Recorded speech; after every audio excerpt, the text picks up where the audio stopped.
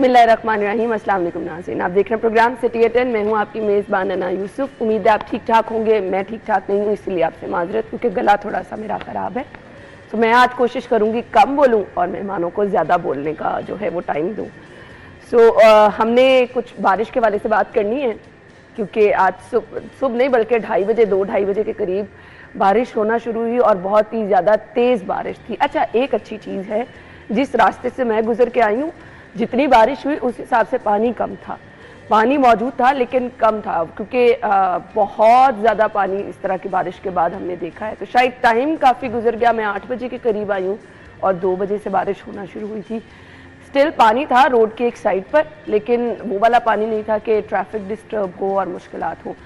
तो मौजूदा सूरत हाल अपने रिपोर्टर से भी पूछेंगे जहाँ से वो गुजर के आए हैं। अभी हमारे एक रिपोर्टर मौजूद हैं, मेहर अली बाहर। उनसे पूछ लेते हैं कि वो ओवरऑल क्या सूरत हाल बाहर की देख रहे हैं। जी मेहर अली, बताइएगा बारिश के बाद की सूरत हाल इस वक्त शहर में कैसी है? आप किस इलाके में मौजूद हैं? मैं आपको बताऊं कि इस वक्त मैं हरबंसपुरा से मुल्हिका आमिर टाउन में मौजूद हूं, जहां की सड़कें बारिश होने के बाद जो है वो नदी नाले का मंजर पेश कर रही हैं। आप सिटी 42 की स्क्रीन पर देख सकते हैं कि बारिश के बाद आमिर टाउन के इलाके में कई फुट तक पानी जमा है, जिसके बायस ट्रैफिक की रवानी शदीद मुतासिर हो रही है। आपको मेरे कैमरा पर्सन जुनेद रमज़ान मेरे अकब में दिखा सकते हैं कि आमिर टाउन की सड़कों पर तहद्दे निगाह पानी ही पानी नजर आता है और सेवरेज की नाकिस सूरत हाल होने के बायस यहाँ पर बारिशी पानी इकट्ठा है, जिसके बायस यहाँ के ताजरों का कहना है कि बारिशी पानी इकट्ठा होने की वजह से हमारी कारोबारी सरगर्मियां भी मुअत्तल हो गई हैं। मजीद मैं आपको बताऊं कि जब भी यहाँ पर मोटरसाइकिल सवार खासतौर पर जब गुजरते हैं तो उन पर गंदे पानी की छींटें पड़ती है, जिसके बायस उनको शदीद मुश्किलात का सामना करना पड़ता है। मजीद मैं आपको बताता चलूं कि यहाँ के ताजरों और रहायशियों का कहना है कि हमारा हुकूमत पंजाब और मुतलका महकमे से मुतालबा है कि निकासियाब के मसले को जल्द अज जल्द हल किया जाए और जो सड़क है उसकी तमीर मरम्मत का काम करवाया जाए। ठीक है मेहर अली, आपका बहुत बहुत शुक्रिया। आपने पीछे पानी देखा, निकासियाब के ओवरऑल शहर में क्या सूरत हाल है हमें मेहर भी बता रहे थे। हमारे रिपोर्टर आमिर रजा खान साहब और इरफान मलिक मौजूद हैं, उन्हें खुशामदीद कहेंगे। अस्सलाम वालेकुम। वालेकुम अस्सलाम। आमिर भाई, आप पहले बताइएगा। सबसे पहले तो ये कि कहते हैं कि जो ख़राबी है या बुरा वक्त है वो कभी अकेला नहीं आता है, तो दो आते हैं। आपके साथ एक गला ख़राब आपका, दूसरा जराव नहीं है, नहीं तो मेहर अली से भी वही सवाल कर लेता राव और आपको बोलने का मौका ना मिलता। ये है, मैं आज ब्लेसिंग थी राव का। हाँ होना तो हाँ, नहीं हुआ ना। मैंने तो कहा ये मुसीबत कभी जो है वो तनहा नहीं आती है। और दूसरा, मेरी कश्ती डूबी वहाँ जहाँ पानी कम था। जहाँ आप कह रही हैं पानी कम था, वहाँ 15 मिनट की ट्रैफिक ब्लॉक थी, सिर्फ इसलिए कि PHA ने वो सेवरेज होल जो कि उस 1.5 फुट की गहरी ग्रीन बेल्ट में जाते हैं उनको अभी तक नहीं खोला। और मैं हर दफा तो वहीं पे ट्रैफिक बेटा वो जहाँ से आप नहर की तरफ टर्न करते हैं, वहाँ से फिर आप जिन्ना हॉस्पिटल से जो यू टर्न लेते हैं लोग, वो एक ऐसा चौकिंग पॉइंट है कि जहाँ पे अगर कोई बस आ जाए तो आप बस को घूमने के लिए काफी टाइम लगता है। शायद आप लोगों वहाँ ट्रैफिक ब्रेक लगती है। एक तरफ पानी, एक तरफ वो। अच्छा, बाइक्स वाले, चिंची वाले, रक्शे वाले, वो सारे उस पानी से बचते हैं। जब पानी से बचते हैं तो गाड़ियों वाले भी, क्योंकि मेरे जैसे ही ये सारे बेचारे मोटरसाइकिल और खोते रेडी से गाड़ी पे आए हैं, तो वो भी उस पानी से बचते हैं। हालांकि वो गुजर सकते हैं लेकिन नहीं गुजरते हैं, वो पानी से अपनी गाड़ी को बचाते हैं कि कहीं नीचे कागज़ की ना बनी हो, कंपनीज का पता भी कुछ नहीं है। तो ये वो पानी से बचने के चक्कर में जिन्ना हॉस्पिटल के सामने ट्रैफिक चौक थी, क्रीम ब्लॉक से निकलते ही जहाँ जहाँ पानी था वहाँ ट्रैफिक चौक थी, नहर की तरफ जाते हुए ट्रैफिक चौक थी और काफ़ी लंबी लाइनें थी। फिर मैंने ऑफिस मैसेज भी किया कि मैं फ्यू मिनट्स जो है वो लेट में निकला हुआ हूँ, लेकिन फ्यू मिनट्स लेट हो जाऊँगा। तो 8 मिनट में लेट हो गया। फाइन से बचने के लिए ना बस, लेकिन क्या करें।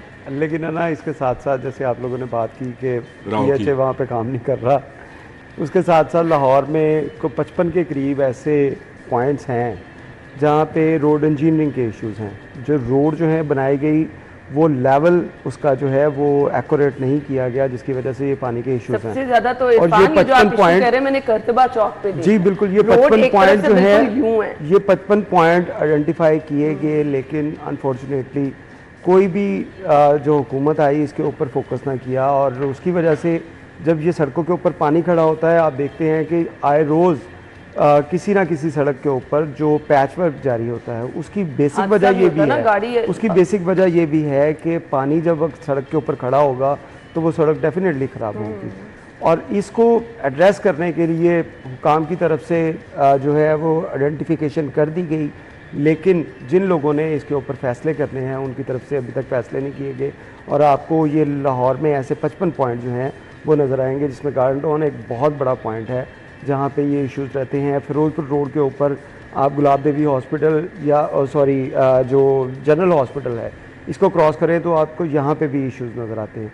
तो ये ऐसे पॉइंट जो हैं इनको आइडेंटिफाई किया जा चुका है। अगर हुकूमत इसके ऊपर कर ले काम तो उसके बाद जहाँ पे रोड आपकी बचत रहेगी उनकी, वो रोड ठीक रहेंगी, उसके साथ साथ लोगों को भी इश्यूज़ होंगे, जो इश्यूज़ हैं वो एड्रेस होंगे। आपने जैसे बात की कि पानी खड़ा होता है तो हर शख्स जो है वो पानी से बचने के लिए, क्योंकि वहाँ पे वो बॉटल नेक बन जाती है, जब बॉटल नेक बन जाएगी तो फिर ट्रैफिक ने वहाँ पे हर्डल पैदा होनी ही होनी। तो इसको एड्रेस करने के लिए काम को इसके ऊपर मेरा ख्याल है इरफान, अगर ये रोड इंजीनियरिंग ठीक कर ली जाए और जिस तरह से ग्रीन बेल्ट्स को ज़मीन से सतह रोड से नीचे रखा जाए, पानी उसमें जाए, तो एक तो आपका नीचे जो वाटर लेवल है वो भी ठीक रहेगा। दूसरा ये है कि आपके पैसे बचेंगे। आप क्या करते हैं, आप डीजल वाली गाड़ियाँ निकालते हैं, धुआं देती हुई बोजर से निकालते हैं, वो पानी भी खींच रहे होते हैं, खींच के फिर वो किसी जगह जाकर फेंक रहे होते हैं। इसका मतलब उसका डीजल, उसके स्टाफ, उसकी गाड़ी का चलना, वो सारा भी तो इसी में कॉस्ट में आता है। और रोड की तो इसने बड़ी खूबसूरत बात की कि पानी जहर है इसके लिए, और ये आपकी रोड खराब नहीं। तो आपने कौन सा रोड बड़ा, जितने पैसे शाया होते हैं, जितने पैसे एक रोड के लिए होते हैं पूरे के पूरे पैसे लगा देते हैं, उसमें से भी तो आपने नाकिस मटेरियल लगाना होता है। तो फिर 10-15 मिनट आधा घंटा पानी खड़ा हुआ तो बस आपका रोड ये 10-15 मिनट वाला नहीं है ना। आप देखिए 2 बजे बारिश हुई और जिस रोड की आप लोग बात कर रहे हैं वहाँ पे अभी 8 बजे तक तो अभी 8 घंटे इस बात को गुजर चुके हैं, और 8 घंटे तक अगर पानी वहाँ पे खड़ा है तो इसका मतलब है अच्छा खासा वो डैमेज कर चुका है। अच्छा, और आइंदा ये एक दफा नहीं है, ये हमेशा से जब भी पानी खड़ा होगा तो वहाँ पे इश्यूज आएंगे। निशानदेही की है कि ग्रीन बेल्ट्स के साथ होल भी बने हुए हैं, और अगर वो उनको ही खोल दिया जाए और पानी निकल जाए तो अच्छा खासा मसला हल हो जाएगा। महंगी बिजली पे आएंगे। अभी ये प्रोग्राम के लिए मैं एंटर हो ही रही थी, वो मेरे हस्बैंड का मुझे मैसेज आया, बिल 1,30,000 रुपये है। आमिर भाई मैं आपको मैसेज दिखा सकती हूँ। मैं परेशान हो गई। जो 78,000 बिल पिछले महीने था वो 1,30,000 आया, और उसके बाद आप आते ये खबर पढ़ रहे हैं कि बिजली मजीद महंगी हो गई है। अगले महीने क्या सोचेंगे, बिल कितना आएगा? एसी ना उतार लिया जाए घर से, क्या कहेंगे? मुझे दांत ही निकल सकते हैं, वो आपके मियां के दांत निकले होंगे शौक से ऐसे करके कि ये क्या हो गया, और आप हंस रही हैं। उसने पैसे देने हैं बेचारे ने, उसको पता होगा। दोबारा से बिजली महंगी हो गई है तो अगले महीने नहीं, ये तो खैर वो जुलाई के बिल में आएगा, यानी इस बिल में 2 रुपये 63 पैसे अभी वो फैसला होना है बाकी है, और कर भी देंगे। ये फ्यूल रिप्लेसमेंट चार्जेस है 1 महीने वाला, इसका तो मुझे कभी दुख होता ही नहीं। मैंने अपनी तरफ से मैं कहता हूँ यार ये 1 महीने के लिए है, चलो अल्लाह करे 1 महीने के बाद ये ना हो। लेकिन ये जो आप बुनियादी टैरिफ में इजाफा करते हैं ना, वो इस दफ़ा लोगों को बिलों में मारेगा, और इस तरह मारेगा कि मैंने कभी जाके मीटर पे नहीं देखा था कि इसकी रीडिंग क्या है। सुबह उठ के बनैन के ऊपर शर्ट कमीज़ डाल के बाल मेरे उसी तरह बिखरे होते, जाके तस्वीर बना के लाया, आके कैलकुलेशन की कितने। आप अंदाज़ा करें कि वो बंदा जिसका बिल कभी इतना आता ही नहीं है, ये सारे लोग इस पर मजाक भी उड़ाते हैं, लेकिन 2 मीटर है मेरे तो वो बिल इतना आता भी नहीं है। लेकिन उसके बावजूद मुझे इस वक्त टेंशन है कि जुलाई में बिल कितने आएंगे, और ये जो टैरिफ बुनियादी टैरिफ बढ़ा था, आपको टेंशन है, हमें शॉक हो जाना है। हाँ, वो शॉक में है, और ऊपर से ये फ्यूल एडजस्टमेंट चार्जर, और ऊपर से उसके साथ ये देखें ओवर बिलिंग। वो तो कल ऐलान कहा इतने अरब रुपए की ओवर बिलिंग करनी प्रे रेटा जो उन्होंने ये सिस्टम बनाया था, और ये उन्होंने आवाम को लूटने के लिए एक नया सिलसिला शुरू किया। मैं आपको बताऊँ, मेरा मीटर रीडर हमेशा मुझे मैसेज करता था कि आज रीडिंग कर ली है तो उसकी रीडिंग आपकी ये है। वो सबको करता होगा, खैर मेरे लिए कुछ स्पेशल नहीं था, लेकिन वो करता था। 2 माह से उसने बंद कर दिया ये, क्योंकि वो रीडिंग डेट देते ही नहीं है, बिल पे नहीं प्रिंट की थी पिछले महीने। तो ये लेस्को चीफ समेत ये सारे कल्प्रेट्स उसमें शामिल हैं, और मेरा ख्याल है FIA को पहले गिरफ्तार करना चाहिए था। नहीं जी, FIA तो कुछ नहीं कर रही है। कल वाज़े तौर पे शायद सिप्रा साहब ने बताया, उन्होंने ऐलान करके कहा है कि इतने अरब यूनिट हैं, ये सारिफीन की जेबों से निकलेंगे, और इस पर FIA चुप है। पता नहीं क्यों चुप है, मुझे समझ नहीं आ रहा। इरफान अना, पहले तो बात करें आमिर रज़ा साहब की, जिनको बिल जो है इस दफ़ा ज़्यादा आया, और उसकी वजह भी बता रहे हैं कि 2 माह से जो मीटर रीडर है इनका वो इनको मैसेज नहीं कर रहा, यानी कि अब वो राब्ते में नहीं है, इस वजह से इनका बिल भी अब जो बन रहा है वो आना शुरू हो गया है। अच्छा, दूसरी बात जो आपने की कि लोगों को ओवर बिल किया जा रहा है, इस हवाले से FIA क्यों काम नहीं कर रही, ये एक बहुत बड़ी रीज़न है इसके पीछे। आप देखें कि जैसे वफाकी वज़ीर दाखिला जो है उसके ऊपर चढ़ाई की कि लोगों को जो लूटा हुआ पैसा वापस दें, नहीं उसमें एक और चीज़ भी देख लें। फिर उसके बाद दोबारा से ओवर बिलिंग शुरू हुई, उसके ऊपर एक रिपोर्ट, बड़ी जामिया रिपोर्ट जो है वो वज़ीर आज़म पाकिस्तान को पेश की गई, क्योंकि जब भी FIA इसके ऊपर कार्रवाई करने लगती थी तो मिनिस्टर तवानाई जो है और दीगर जो लोग वो लोग जो है वो अवेला करते थे कि हमारी मिनिस्ट्री के अंदर जो इंटरफेरेंस और उसके साथ साथ काम जो है वो हमने इन्हीं लोगों से काम लेना है, तो इन लोगों को इस तरह ना किया जाए। तो उसके बाद फैसला ये हुआ था कि वज़ीर आज़म पाकिस्तान को इसकी रिपोर्ट दी जाएगी और उसके बाद जो है वो डायरेक्शन देंगे कि इसके ऊपर क्या अमल किया जाए। वहाँ से अभी तक डायरेक्शन नहीं है, जिसकी वजह से आपने देखा होगा कि FIA के पास जितने भी अफसरान ने जब जवाबात अपने जमा करवाए, जिसमें वो बताया गया कि हमने सिस्टम लगाया जिसमें 27 दिन की अगर रीडिंग होगी वो 30 दिन का शेड्यूल देगी, उसके बाद जो है वो अब बिल से ही वो चीज़ें उतारनी शुरू कर दी। लेकिन 27 दिन का कैसे साबित करेंगे, मैं कैसे साबित करूँ? मुझे पिछले बिल में मेरे 197 यूनिट चले हुए थे, मीटर पर तस्वीर आती है, ये तो कहते हैं ना राब्ते की बात क्या है, तस्वीर आई है मीटर की, लेकिन मुझे जो बिल डाला गया वो 204 यूनिट का डाला गया, यानी मुझसे 7,500 रुपया ज्यादा लिया गया। बिल्कुल, मैं वही। अच्छा, अब आप ये बात बताओ कि FIA इसको क्या ना लेस्को कर सकती है, जस्टिफाई करेगी, और क्या ये 27 दिन की रीडिंग थी? ये गलत बात है। इसी वाले से आपको बता रहे हैं कि वहाँ पे एक सेक्रेटरी जो थे ज़फ़र इकबाल साहब, उनकी जानिब से ये बयान दिया गया था, जिस बयान को FIA ने गिरफ्तारी के लिए काफ़ी जो है वो उसको काफ़ी जाना था कि इसके बाद इनकी गिरफ्तारी बनती है, क्योंकि यही गिल्टी हैं जिन्होंने ये सिस्टम लगाने की ऑर्डर दिए कि ये सिस्टम लगाएं और इसके ऊपर करें। और लेकिन वो रिपोर्ट जो है, जैसे मैंने आपको बताया कि वज़ीर-ए-आज़म सेक्रेटेरिएट के बाद उससे आगे नहीं बढ़ सकी, और इसी वजह से अब दोबारा से FIA की तरफ से इन तमाम अफसरान को कल बुलाया गया था और इनको वार्निंग दी गई कि अगर किसी जगह के ऊपर ओवर बिलिंग जैसे आप लोग प्लान कर रहे हैं या करने की मनसूबाबंदी कर रहे हैं तो इसको रोका जाए, अगर होगी तो उसके बाद फिर किसी से नहीं पूछा जाएगा, बिल्कुल दोबारा से मुतहरिक होगी। और इसके ऊपर उम्मीद की जा रही है कि हो सकता है कि अगर दोबारा ये चांस हुआ तो फिर शायद वज़ीर-ए-आज़म सेक्रेटेरिएट से भी ना पूछा जाए, क्योंकि कानून सबके लिए बराबर है और कानून के मुताबिक अगर कोई वायलेशन करता है तो उसकी सज़ा उसको मिलनी चाहिए। वैसे तो वज़ीर-ए-आज़म को सज़ा मिलनी चाहिए, मैं ये कहता हूँ, मैं अलल ऐलान कह रहा हूँ, अगर शहबाज शरीफ साहब इन कल्प्रिट्स के साथ शामिल हैं जो ओवर बिलिंग कर रहे हैं गरीब के ऊपर, तो मेरा ख्याल है फिर उनको भी सजा मिलनी चाहिए। ये क्या है, कोई आपने सही कहा, कानून से बाला कोई नहीं है, पाकिस्तान नहीं, कानून से बाला कोई नहीं है। अगर बाला नहीं है कानून से, खुद वज़ीर-ए-आज़म कैसे शामिल हो सकता है, लेकिन उनको नहीं, अगर वज़ीर-ए-आज़म इस बात से इस बात पे एक्शन नहीं ले, उन्होंने कहा जी वज़ीर-ए-आज़म ने कहा मुझे रिपोर्ट दें, मैं एक्शन लेता हूँ, नहीं लिया, तो फिर अदालतें खुली हैं। यहाँ पे एक वज़ीर-ए-आज़म अदालतों ने नहीं हटाया और बहुत सारे वज़ीर-ए-आज़म जायज़ नाजायज़ हटाए गए हैं और अदालतों ने इस पर तस्दीक की है। तो मेरा ख्याल है अगर वाकई शहबाज शरीफ साहब इसमें मुलव्वस हैं इस काम में, तो फिर उनको भी सजा होनी चाहिए। अगर मुलव्वस हैं तो हो, अगर नहीं है तो फिर उनको चाहिए एक्शन। सवाल ये है लोग कर रहे हैं, उनके खिलाफ एक्शन होना चाहिए। सवाल एक छोटा सा ही है, अगर हर महीने इसी तरह से बिजली की कीमत बढ़ती रहती है तो अवाम में तो सकत नहीं, लोग तो ऑलरेडी एहतजाज कर रहे हैं। देखिए, अवाम में तो पहले ही सकत नहीं है, और जो आपने अभी रियायत भी दी है 200 यूनिट तक के लिए लोगों को, वो भी आपने सिर्फ 3 माह के लिए दी है, यानी जुलाई, अगस्त और सितंबर में, यानी सितंबर का जो अक्टूबर में बिल आएगा वो आपको उस रियायत के बगैर आएगा। और फिर आप जिस तरह से 1 लाख, वो पता नहीं कितना बिल बता रही थी अभी आप, 1 लाख से ज़ायद, और मुझे पिछले माह 88,000 इरफान बता रहे थे। जी बिल्कुल। तो ये जो बिल हैं ये कहाँ जाएंगे? और जो गरीब आदमी है जो वाकई में ही 100-200 यूनिट इस्तेमाल करने वाला बंदा है ना, इसमें उसके साथ क्या होने वाला? इसमें एक और चीज़ भी जो आप लोग सारे बड़ा, और हुकूमत भी इसके ऊपर बड़ा कह रही है कि हमने 200 यूनिट वाले को जो है रियायत दी है, वो रियायत नहीं है। वो बिल भी आपने देना है जिनका 1,73,000 रुपये बिल आया है, आपका 200 से ज़्यादा यूनिट आया तो आपने पैसे देने हैं, मेरा बिल ज़्यादा आया तो मैंने देने हैं।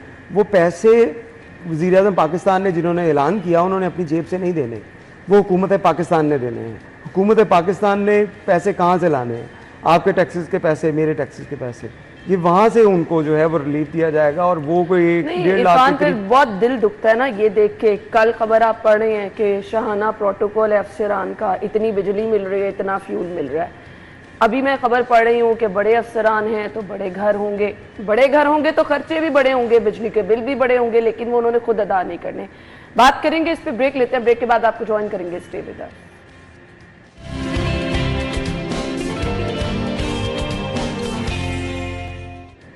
ब्रेक के बाद खुशामदीद कहेंगे। अच्छा, बड़े लोगों की बात होने वाली है जिनकी बातें भी बड़ी बड़ी होती हैं। 2 केनाल का प्लॉट उनको मिलेगा, बड़ा घर होगा। ये पंजाब हुकूमत नवाजिशात करने जा रही है ब्यूरोक्रेसी पर। आमिर भाई, पहली बात तो ये है कि ये गवर्नमेंट के घर नहीं होंगे। अच्छा। ये 8 लाख मरला के हिसाब से बेचे जाएंगे घर। यानी एक सोसाइटी बनाई जाएगी जिस तरह से सहाफ़ियों के लिए कॉलोनी बनी और सहाफ़ियों के लिए रोडा में प्लाट्स रखे गए थे, ये उसी तरह से आपने थे कहा है, नहीं तो मैं हैप्पी हो गई थी ना, शायद फिर कुछ नहीं रखे गए थे, अभी भी मौजूद ही होंगे। वो प्लाट कहीं भाग नहीं गए और वो कहीं जाने नहीं देंगे जब तक को दे नहीं रहे फिलहाल। वो असल में फ़िलहाल इसलिए नहीं दे रहे कि उसमें अज़मा बुहारी जो है सियासत खेल रही हैं। ना खेलें तो शायद वो हो भी जाए। और मैं उन मोहतरमा से कहूँगा कि मोहतरमा, खुदा का नाम है, आप हक की आवाज़ राव साहब से रिक्वेस्ट कर दें। और नहीं, राव का अज़मा के साथ क्या ताल्लुक है? बीट रिपोर्टर है, मैं तो इस वजह से अच्छा, कह रही बीट ताल्लुक रिपोर्टर तो मैंने कुछ नहीं कहा, मैं तो कह रही बीट रिपोर्टर है। तो मैं समीउल्लाह साहब से जो उनके शोहर हैं उनसे भी दरख्वास्त करूँगा कि वो भी अपनी सिफारिश करें हमारी जर्नलिस्टों की। अब बहुत गरीबों की आस है। मैं कल मुल्तान में था तो वहाँ के सहाफ़ी भी कह रहे थे, क्योंकि पंजाब के सहाफ़ी को मिला था, सिर्फ लाहौर के सहाफ़ी नहीं थे। आप उसमें से कोई नॉन जर्नलिस्ट है, वो जो कोई गैर सहाफ़ी है, ज़रूर निकाल दें, हमें उस पर कोई इतराज़ नहीं है। लेकिन आप जहाँ अफसरों को ये 8 लाख रुपए मरले के हिसाब से प्लाट दे रहे हैं, वो भी प्लाट आपको कीमतन मिल रहे थे। हाँ जी, ऐसे ही है। उसमें भी आपने किस्तें पे करनी थी, वो कोई उस तरह से नहीं मिल रहे थे। तो ये प्लॉट्स भी जो हैं, ये एक बिल्कुल रोडा में एक नई जगह की गई है, जिसमें उन्होंने कहा जी कि ये प्लॉट सिर्फ मखसूस हैं और ब्यूरोक्रेसी के लिए, अफसरान के लिए। 17 से 19 ग्रेड तक के लिए 10 मरले और 19 से 21 ग्रेड तक के लिए 1 कनाल, 21 और 22 ग्रेड के लिए 21 से 22 ग्रेड शायद वो 2 कनाल है, तो उनको प्लॉट मिलेंगे। मैं समझता हूँ चले ये आजकल रहायशी एक मसला है और लाहौर में हर शख्स बसना चाहता है, आबाद होना चाहता है, तो उसको प्लॉट मिल जाएंगे कीमतन। लेकिन जहाँ सहाफ़ियों के प्लॉट्स हैं, मैं तो उसकी आवाज़ बुलंद करूँगा। मुझे इससे गर्ज नहीं है आप किसको क्या दे रहे हैं। जो सहाफ़ियों को मिला हुआ है वो उनका हक वापस करें। आप इस सियासत, गंदी सियासत को हमारे सहाफ़ियों की सियासत में ना लेकर आएँ, तो ये बड़ी मेहरबानी होगी। मोहतरमा अज़मा बुहारी साहबा, खुदा का वास्ता है, लोगों की आसें हैं, उम्मीदें हैं, आपसे भी हैं। अच्छा, कुछ सेम इसी से मिलती जुलती पॉलिसी है, आसान एक साथ पर अगर सरकारी मुलाजिम इनको दिए जा सकते हैं, तो इरफान साहब ये सहाफ़ियों वाला मसला क्यों पसे पुष्ट डाला गया? ना, उसके पीछे थोड़ा सा बुग़्ज़ भी था। और जैसे आमिर रज़ा साहब ने बात की कि पंजाब हुकूमत ने इसके ऊपर जो है, क्योंकि ये प्रोजेक्ट अगर लगानी है तो प्लीज़ लगा। देखिए, अब बात वही है कि 1400 ख़ानदान हैं। ये कोई ये सिर्फ 1400 लोग नहीं है जिनको प्लाट मिल रहे, उनके साथ 1400 ख़ानदान है। उस ख़ानदानों को उनकी बद्दुआएँ ले रही है पंजाब गवर्नमेंट। ये बद्दुआएँ से तो बड़ी बचने की कोशिश करते हैं ना, लेकिन अपने इक़दामात ऐसे करते हैं जिसकी वजह से लोग बद्दुआएँ देते हैं। अब जिन लोगों को मिल रहा था, कैमरामैन थे उसमें, जिनकी आस थी, लोगों जिनकी आस थी कि हमें वहाँ पे तो 3 मरले का या 5 मरले का घर मिलेगा, और उसके बाद वो 5000 रुपया उनकी मामूली सी एक इंस्टॉलमेंट थी जिसका कहा गया था कि उनको दिया होगा, बड़ी आस थी। और जैसे इन्होंने बात की कि मुल्तान में लोग पूछते हैं हर जगह के ऊपर, हम सहाफ़ी जितने भी लोग हैं, आपको ये बड़े बड़े सहाफ़ी जिनके नाम आप लोग बड़े कहते हैं कि सहाफ़ी एक माफिया बन चुका है, ये इनकी तादाद कोई 1-2% होगी। बाकी जो 98% सहाफ़ी हैं वो बेचारा हैंड टू माउथ है। सैलरी जब उसकी आती है, कई तो इदारे हैं जहाँ पे बेचारों को सैलरी नहीं मिलती। जहाँ पे सैलरी मिलती है, अगर सैलरी की उनकी अमाउंट ही ऐसी होती है कि वो जब 15 दिन या 20 दिन गुजर जाते हैं तो उसके बाद वो बेचारा उधार मांगने पे मजबूर होता है। बिल्कुल सही कह रहे हैं। वो शख्स, उसको अगर एक आस हो के अपना किराए के मकान से निकल के उसको अपनी एक छत मिलने जाएगी और वो पता नहीं कब मिलेगी, इंस्टॉलमेंट के बाद आपको वो प्लॉट ही मिलना है, घर तो किसी ने नहीं बना के देना। उसके बाद आपने प्लान करना है कि उसके ऊपर हमने घर कैसे बनाना है। तो इन चीज़ों को खुदारा मेरी भी रिक्वेस्ट होगी आमिर रज़ा साहब के साथ कि इस जो प्रोजेक्ट जो था निगरान हुकूमत की जानिब से इसको शुरू किया गया था, आप सिर्फ ये ना रखें कि ये निगरान हुकूमत ने किया था। आप ये सोचें कि 1500 ख़ानदान अगर आप उनको दे देंगे तो आपको दुआएं मिलेंगी। कुछ हमारे इसमें सहाफ़ी तंजीमें जो थी उनकी जानिब से, क्योंकि वो खुद ही दुश्मन भी होते हैं बीच में ही, उन लोगों ने, जिन लोगों ने खुद अपने प्लॉट ले लिए थे और अपने मामलात उनके बहुत अच्छे थे, उन लोगों ने इसमें जो है वो सारे रोड़े अटकाए ये पता नहीं इरफान खुल के बात करता है नहीं करता, मैं करता हूँ। जो साफियों के भेस में प्रॉपर्टी डीलर हैं जिन्होंने हरबंसपुरा वाली सोसाइटी में प्रॉपर्टी डीलिंग की है, वो आ रहे आए इसके, क्योंकि इसमें प्रॉपर्टी डीलिंग मुमकिन नहीं थी। इस स्कीम के अंदर प्रॉपर्टी डीलिंग मुमकिन नहीं थी, लिहाजा उन्होंने अजमा को बुलाया प्रेस क्लब में बिठाकर उससे ये ऐलान करवाया कि नहीं जी वो उसको हम कैंसिल करेंगे, हम सबको बराबरी की सतह पे देंगे। प्रेस क्लब उसको, ये सिर्फ वो माफिया है। आप सिर्फ जब प्रेस क्लब के इलेक्शंस हुए और कोई जीते तो उसको जो पहली मुबारकबादें देने वाले गुलदस्ते लेकर आए उसकी तस्वीरें आती हैं। इस दफ़ा आई तो मैं छापूंगा भी उन प्रॉपर्टी डीलर्स की जिन्होंने हरबंसपुरा में काम किया था और जो अब भी इसी काम के पीछे हैं। उन्होंने कैंसलेशन की तरफ अभी गए तो नहीं है खैर ये, लेकिन उसको रुकवाया हुआ है। रुकवा दिया ना काम, 1.5 साल हो गया। खुलकर बात करनी चाहिए इरफान, ये आप सही कहा, 1400 खानदानों का मसला है यार, छोटे छोटे बच्चों का। यहाँ पे मैं जानता हूँ कोई मुजफ्फरगढ़ से आके लाहौर में बेचारा काम कर रहा है, कोई सियालकोट पूरे पंजाब के सहाफियों को दिए गए थे। अच्छा, पूरे पंजाब के सहाफियों को दिए गए थे। लाहौर में भी आए हैं, अब काम कर रहे हैं, वो किराए के घरों पे रहते हैं। बिजली के बिल, बच्चों की फीसें, किराए का घर, और जिस तरह से तुमने बताया मोस्टली आपके जो अदारे हैं वो उस तरह से उसको सपोर्ट भी नहीं कर रहे हैं, सैलरीज नहीं दे रहे, अखबार वालों को तो बहुत ही बुरा बात कि सपोर्ट का उसको हक जो है उसको वो नहीं दिया जा रहा। बिल्कुल ऐसे ही है। अच्छा जी, ये जो सरकारी मुलाजमीन की बात हो रही है इसकी तरफ मैं आना चाहूँगी। ओवरऑल अगर देखा जाए तो इरफान अप्रिशिएट करते हैं आप इस इक़दाम को? बिल्कुल करना चाहिए। देखिए हुकूमत जो है अगर अपने मुलाजमीन जो हैं उनको अगर रिलीफ नहीं देगी तो वो उनसे आप उम्मीद भी ना करें कि वो आपके लिए भी कोई काम करेंगे। देखिए आप जिस ऑफिस में काम कर रहे हैं, अगर आपको वो यहाँ पे फैसिलिटेट किया जा रहा है तो उसके बदले आप अच्छा काम भी करके दे रहे हैं। इसी वजह से आप लोग इतने इतने अरसे से यहाँ पे काम कर रहे हैं। प्राइवेट इदारों के अंदर जो काम करेगा वही रहेगा, जो नहीं करेगा वो चला जाता है। इसी तरह सरकारी इदारों में ये नहीं होता कि वो काम नहीं करेगा तो उसको निकाल दिया जाएगा, वो लोग वहाँ पे रहते हैं। और अगर उनको आप इसी तरह की कोई बेनिफिट्स दे के छोटे मोटे जिसमें आप उनसे पैसे भी ले रहे हैं, ये कोई मुफ्त में प्लॉट नहीं दिए जा रहे। 10 मरले का 80 लाख का प्लॉट है और वो डेवलप नहीं है, अभी वो समझ भी नहीं है कब 8 लाख रुपया मरला जो है ये कोई इतना कम पैसे नहीं है, ये बहुत बड़ी अमाउंट है। अगर किसी ने 2 कनाल का प्लॉट लेना है तो उसने 1 करोड़ 60 लाख रुपया जमा करवाना है, तो उसके बाद उसको ये प्लॉट मिलेगा। और वो अभी डेवलप नहीं है, वो भी अभी डेवलप नहीं होना, हवा में होगा। और इसी वजह से आपने ये प्लॉट्स, इन प्लॉट्स के लिए हुकूमत की जानिब से रूडा को जब अनाउंस किया गया था और उसमें कहा गया था कि लोग आके अपने जो है वो फॉर्म वगैरह जमा करवाएं जो वहाँ से जिन्होंने प्लॉट लेने हैं, तो उनकी बहुत कम तादाद थी वो यहाँ पे गई थी जिन्होंने एग्री किया था कि हम चले यहाँ से ले लेंगे प्लॉट, क्योंकि एक की प्लॉट की कॉस्ट बहुत ज़्यादा है। लेकिन दूसरी तरफ अगर हम ये देखें कि 60 लाख रुपए में लाहौर में किसी जगह के ऊपर जो ये मरला जगह वो मुश्किल है। इरफान बाकी हाउसिंग सोसाइटी से ये कंपैरिजन के सेफ है, हुकूमत का अपना प्रोजेक्ट है। कम से कम जो बाकी हाउसिंग सोसाइटीज के मुतासिरीन, अल्लाह माफ करे, वैसे हुकूमत के प्रोजेक्ट से LD एवेन्यू 1 वाले अभी तक रो रहे हैं, वैसे वो भी हुकूमत के प्रोजेक्ट था।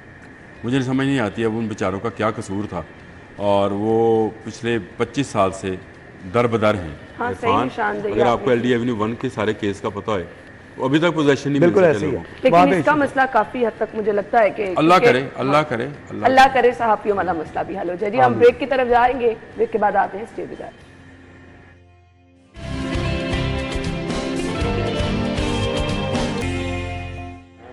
खुश आमदीद एक बार फिर से कहेंगे। अच्छा जी, नहर किनारे फैंसी कश्तियां भी चलाई जाएंगी, ये सारी लाइटें भी नहर पे लगा दी जाती हैं, सारे मॉन्यूमेंट भी नहर पे लगा दिए जाते हैं, और उसके बाद अब कश्तियां भी चलाने का फैसला कर लिया गया। इरफान ना देखिए, सारे वो काम किए जा रहे हैं जो वक्ती हैं, दिखावे के नुमाइशी आप नहर के ऊपर जाके आपने रात को लाइटें जो है उसकी लगा के देखेंगे, जिसके ऊपर कुछ मेरे ख्याल में 17-18 करोड़ रुपया जो है वो लगा दिया गया। अब देखिएगा सीएम साहिबा की तस्वीर। इसी तरह आप ये फैंसी कश्तियाँ चलाई जा रही है। देखिए फैंसी कश्तियों के साथ साथ आप कुछ सॉलिड काम करें जो लाहौर की खूबसूरती के लिए हो, आप शजरकारी के लिए कोई अच्छे इकदाम करें, कोई आप ऐसे पॉइंट्स बनाएं जिससे लोग मुस्तफीद हो सके। कुछ छोटी मोटी फैंसी कश्तियाँ वहाँ पे आप गर्मी ये जब गुजरी है दफ़ा 144 नहर के ऊपर है, आज तक है, कि नहर में अगर किसी ने गर्मी में नहाना है, जो फ्री तफरी थी लोगों के पास, वो भी आपने बंद कर दी थी। और ये बंद भी तब हुई थी ये सरेआम कपड़े ला के नहर वरन करी तफरी है बॉस, मैंने भी समझा देना, बाद ही समझा देना प्रोग्राम तो बाद। चले मैं उसमें वैसे ये तफरी मैं अपने बचपन से देख रही हूँ। हाँ नहीं आप देख रही होंगी, लेकिन मैं ये कहता आप हूँ भी देख रहे हैं। वहाँ से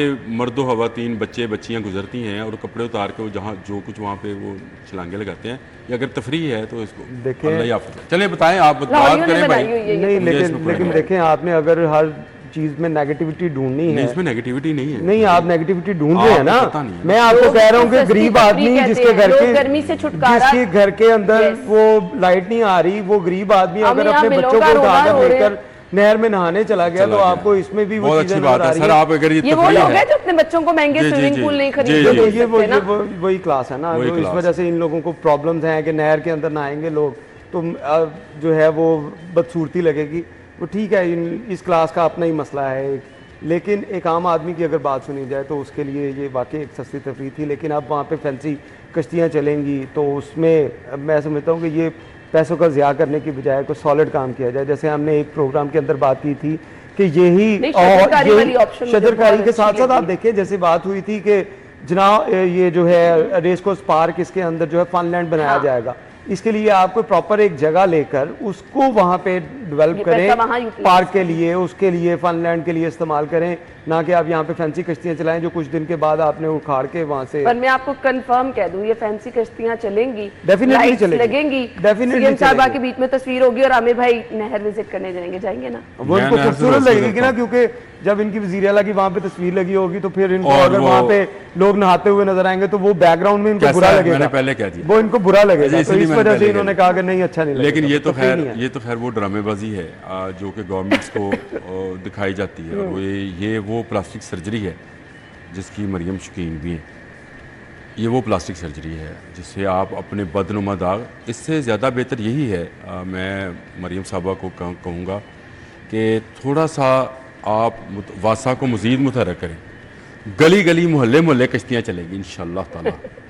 जितना मुतहरक किया है ना आपने, इसको पैसे मज़ीद दिए अच्छे खासे इसको वास्ता हाँ, को, माजी में इतना इसको बजट नहीं मज़ीद वो मिला कह रही ना जितना अब मुतहरक मिल किया गया है, इसको मज़ीद मुतहरक करें थोड़ा सा, तो इंशाअल्लाह ताला गली गली मोहल्ले मोहल्ले ये फैंसी कश्तियाँ चलेंगी हमारे अपने इलाके और में आपको चलेगी। ऐसी ऐसी रंग बिरंगी कश्तियाँ नजर आएंगी कि आप उसका अंदाज़ा भी नहीं कर सकते हैं। वो जो टायर पर और बड़े बड़े छाबों पे, वैसे बच्चे कागज की कश्तियां चला रहे होते नहीं हैं वो जहाँ कागज की पानी- कश्तियाँ गया जमाना, वो किसी एक जगह तालाब बनता था, वहाँ पे लोग चलाते थे जाके।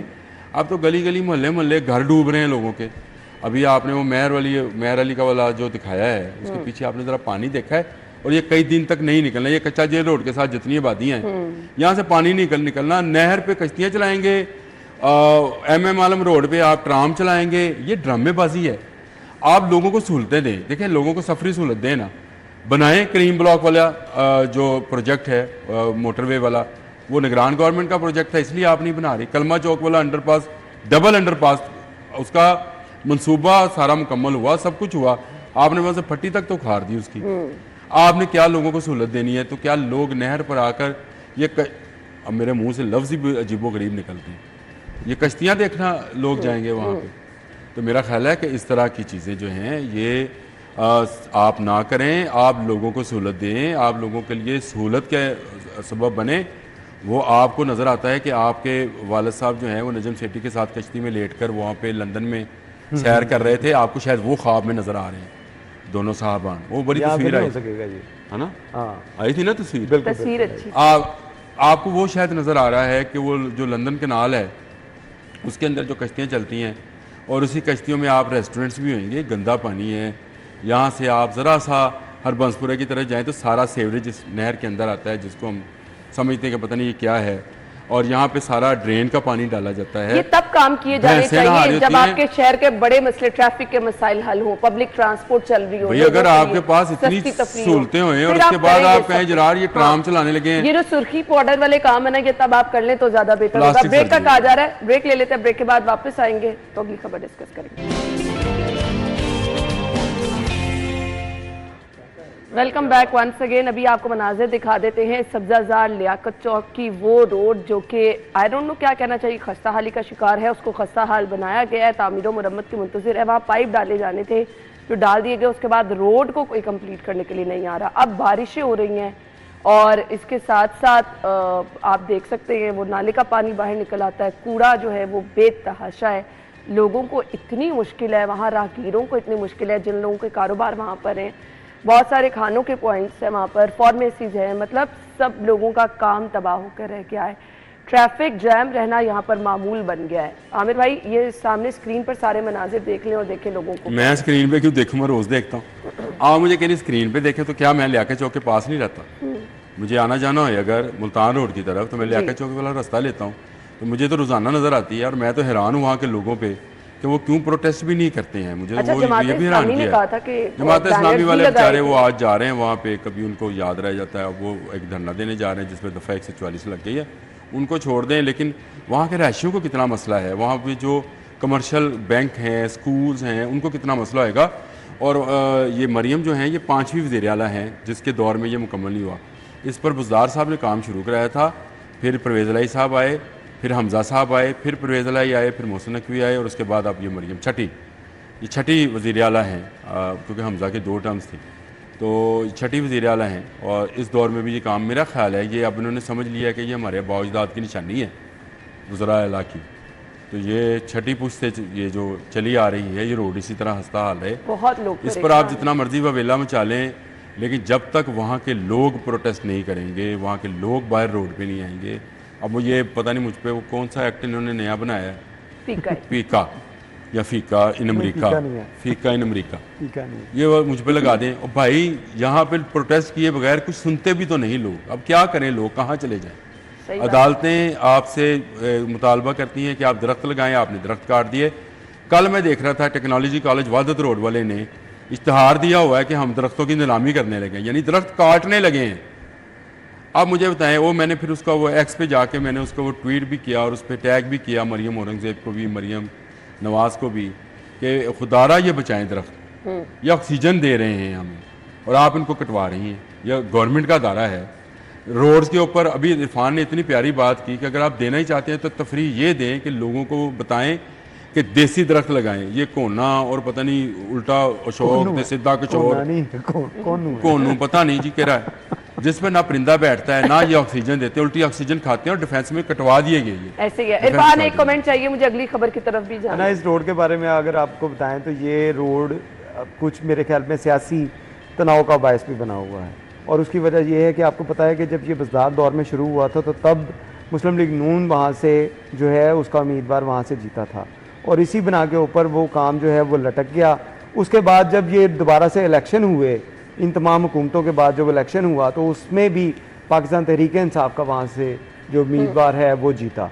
और इस वजह से उस इलाके के ऊपर फोकस नहीं किया जा रहा कि शायद उस उम्मीदवार को इन्होंने वोट दिया। इसी वजह से ये काम लटका हुआ है, क्योंकि 2 साल से हम लोगों ने इसको देखा और इसके ऊपर बहुत सी लोगों ने आवाज भी उठाई, लेकिन इसके ऊपर कुछ ना हुआ। 100% तो नहीं दिया होगा ना वोट तो कुछ नहीं हुआ, लेकिन शायद वो लोग हमेशा दूसरा रहता, डेफिनेटली वो उस रूट के ऊपर तो कभी कुछ होगा भी नहीं, आपको क्लियरली बता दें। और तमाम जितनी आपकी ब्यूटिफिकेशन भी होगी उन्हीं रोड्स के ऊपर होगी जहाँ पे सीएम साहिबा का विजिट। किसी प्रोग्राम में हो तो मैं आपको नक्शा बना के दूंगा कि लाहौर की सीएम कहाँ से कहाँ तक के लिए है और जहाँ तक के लिए नहीं है सीएम फॉलो करते हैं। आमिर भाई, ये तो अंदाजा नहीं था, हमने तो फॉलो करना उनको। अगली खबर की तरफ आ जाते हैं। फॉलो कर रहे हैं ख्वाजा सरा सड़कों पर और भत्ताखोरी के खिलाफ एहतजाज। इरफान, क्या मसला था इनका? कल ये बड़ा एक अजीब सा जो है सिनेरियो बना। गवर्नर हाउस के बाहर इन लोगों ने एहतजाज किया और जब पुलिस ने इनसे बात की तो इनके पास एक बैनर था बहुत बड़ा जिसपे वज़ीर आला पंजाब मरियम औरंगज़ेब और उनके साथ साथ सीसीपी लाहौर की तस्वीर भी थी।